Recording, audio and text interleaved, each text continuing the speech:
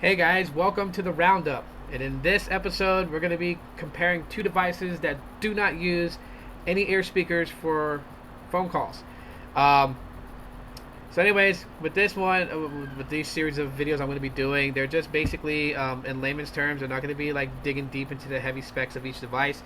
That is just want to make it easy for people who are on Boost Mobile that are looking for a new phone to kind of like have a comparison video to help them make a good decision. So, today's video we're going to be comparing the Kyocera Hydro Icon and the Sharp Aquos Crystal. Both really good phones with Boost Mobile. Price-wise, $99 right now currently, $150 currently on BoostMobile.com. However, you can get the Aquos Crystal on Best Buy for $99 right now on sale, and yeah, this is still $99 at Best Buy. So. Let's just go into them real quick. Spec wise, to give you guys, both have 8 gigs of internal storage, 4.1 gigs usable for your applications, 4.3 gigs usable for you guys. Don't mind my kids. So you get a little bit more internal storage with this, as far as what you can use for applications and all that good stuff. They both have expandable memory, so you can put an SD card in them. Both accept up to 32 gigabytes SD card, so that's pretty good. However, they're both running 4.4.2 KitKat, so don't be expecting to move apps to SD because that is non-existent in KitKat. Curse you, Google.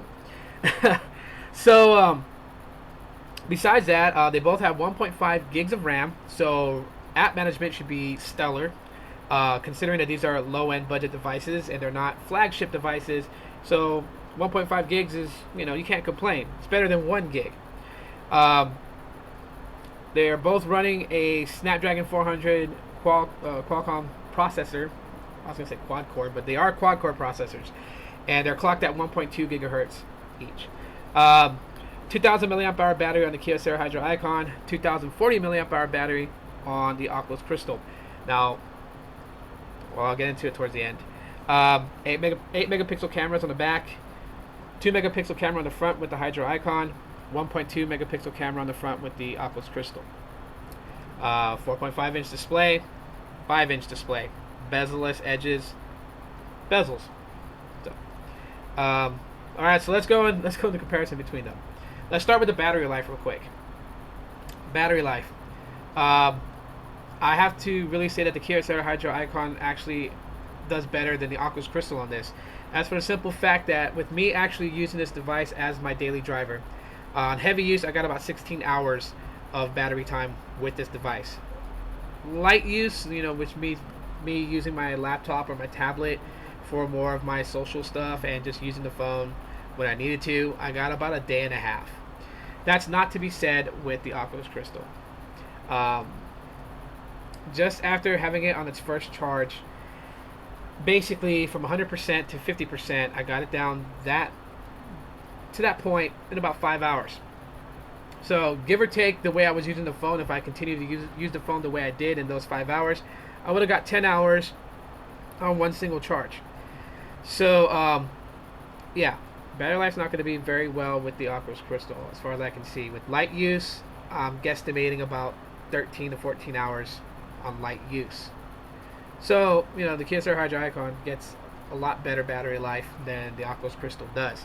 And what I'm thinking the reason why that is the simple fact that a 4.5 inch display with low resolution, there's not a lot pixels for it to push. And on top of that, the Aquos Crystal does not have a battery saver mode or a app power management as the Hydro Icon does. You do have eco mode, which allows you to save up a lot of your battery once it hits 30%. It then does a lot to make sure that the battery can last even longer. And then maximizer in settings is another thing that aids the battery by managing how applications use power on your device. So obviously you're going to get better battery life when you do have those types of things in your settings to manage your power on your device, whereas there's none on the Aquos Crystal. The next thing I want to move to is cameras. Now, both have 8 megapixel rear shooters, and they do an okay job. I get better pictures out of the Aquos Crystal, but the Hydro Icon does take pretty good pictures from the rear camera itself. Both have LED flash, so you should have no problems taking pictures at night. The problem is when it comes to the front-facing cameras, and this has always been an issue with budget devices and selfie cameras. The only problem that I had with the Aquos Crystal selfie camera was the fact that when I took pictures and videos in indoor lighting, I wound up looking like Hellboy. You know, my skin tone was oversaturated in warmth, so my face was like nearly red, which is not obviously my true skin tone. Now, outside lighting, it does very well, so I have no complaints about the front camera outside. Taking selfies and groupies outside is going to be very well. Taking videos is going to come out very well. Of course, outside lighting is the best lighting you could use when you're using videos and cameras or pictures. That's not to be said with the Kyocera Hydro Icon, as the cameras are a little bit weak. The 8 megapixel camera in the back does take good pictures outside. Indoors is where it becomes a problem also, and that's for the rear camera. It's a little bit more darker because of low lighting. It doesn't do well in it. The front-facing camera is a total bust. Okay, 2 megapixels, but it doesn't even feel like it's 2 megapixels, and it doesn't even shoot like it's 2 megapixels. I mean, you know, pictures way dark. I mean, even like in this lighting, it would come out very dark. I would have to actually go in settings and up the brightness before I snap the photo just to even see myself in the picture. Video from the front-facing camera, forget about it. Okay, if you're someone who likes to blog on YouTube or any other video social sites, you're not going to get that out of this, as the audio and video are not in sync. That is a huge thing. I mean, it's pretty weird to post up a video where you're talking, but then the audio is like 2 seconds behind your lip movement. That's just super weird and annoying to some people. Also, at the same time too, I've tried using the Google camera, because I have found out in fact that the Google camera does bring out the best in your camera hardware. So what you would take with the camera app on the Kyocera Hydro Icon, the Google camera does it 10 times better. However, it doesn't save it from all the issues that I mentioned. I mean, it does make the quality a little bit better, but you still have to raise the brightness in the selfie indoors for the front-facing camera, and the audio sync is still off. So yeah, camera, no good on this. The camera on the Aquos Crystal is better than the Kyocera Hydro Icon, in my opinion. Let's move on to sound. Now, when the Hydro Icon was on 4.3 Jelly Bean, the speaker was really good. You can listen to videos just fine. You know, had no problems. I really didn't even have to cuff the back just to kind of like, you know, amplify the sound. The sound was that good. Same can be said for the Aquos Crystal. I do get the sound quality out of here. Watching videos, listening to music is great. It's not the best. It's not loud like boom sound or you know, any of that stuff, but it does very well with such a small speaker. With this being on KitKat, the sound has gotten a lot duller and dimmer, so you do actually have to cuff the back to amplify the sound. I think that's just something that happened with the software update. Not a very good thing for Kyocera. Now, when you're using headphones with these, of course, the Aquos Crystal is going to blow the Hydro Icon away. With the Harman Kardon sound, it really does push my Nakamichi headphones, which I have right here, if you guys are interested in what they look like. Okay, I like using these to listen to music, and these are Nakamichis, and this phone could really drive the hell out of them. So sound quality through the headphones is really phenomenal on this one. With the Hydro Icon, you're just going to get the basics. So, but that's just because it doesn't have any audio assistant for the headphones. So there you go. Call quality, let's get into that. Both phones use a totally different technology of listening on phone calls. They both use a technology that basically uses vibrations to give you the sound. So the difference between both of them is the fact that the Kyocera Hydro Icon has a targeted point where you see the Kyocera emblem up here on the top is where you would need to place it over your ear so you can hear the phone call.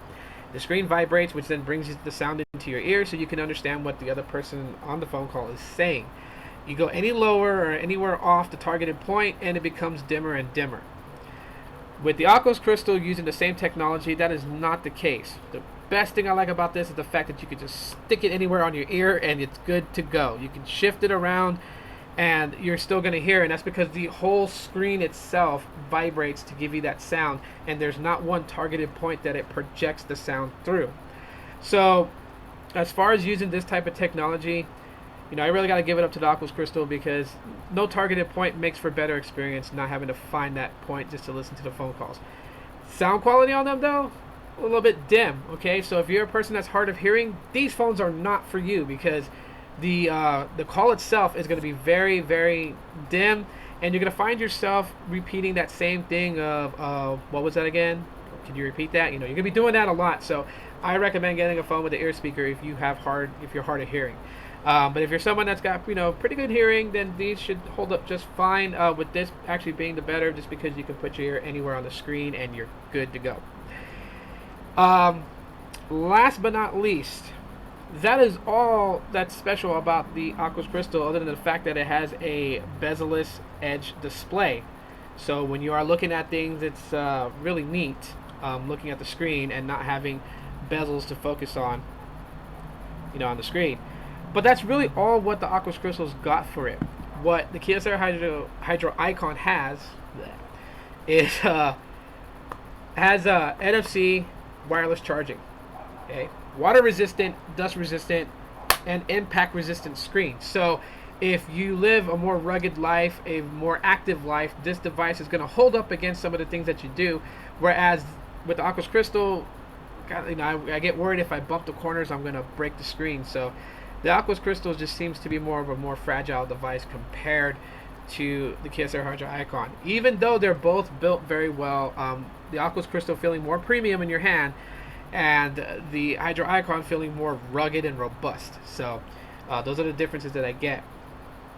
Other than that, that's pretty much it for the comparison. So the winner of the two devices will be decided by you guys. I'm interested in knowing what you guys think with the two devices and how they stack up against each other. You guys can tell me your guys' answer in the comment section of this video, as I'm dying to know about that. And that's pretty much it. If you guys enjoyed this video, go ahead and give it that thumbs up, because it really helps me out.